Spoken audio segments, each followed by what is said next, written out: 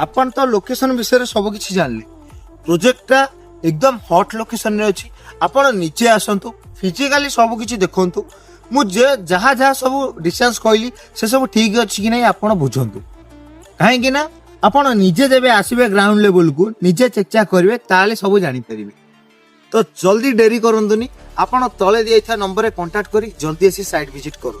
प्रोजेक्टटा पूरा hot location रे अछि एबे चलंतु प्रोजेक्ट रो प्राइस एंड डेवलपमेंट विषय कथा बा केते प्राइस रे हमें कोन कोन डेवलपमेंट करछु आ कोन फैसिलिटी सब दउछु एही प्रोजेक्ट जो देखिबे ताले हमर प्रोजेक्टटा गवर्नमेंट रोड को लागि की रहउची गवर्नमेंट रोड कनेक्टिविटी रहउची जो देखिबे प्रोजेक्ट हमें 1 एकड़ लैंड ऊपर डेवलपमेंट करूछु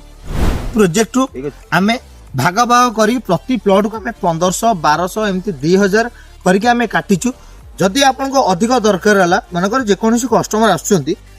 गोटे प्लॉटटा 1200 1500 अछि किंतु तांको दरकार 2000 2500 बा 3000 स्क्वायर फुट दरकार से चाहिले भी सेती काटी की नहीं परिबे हमर एंती फिक्स खाली हमें काटी देछु लेआउट अनुसार जदि आपनको 1500 2000 दरकार दियो ताले आपण नहीं परिबे।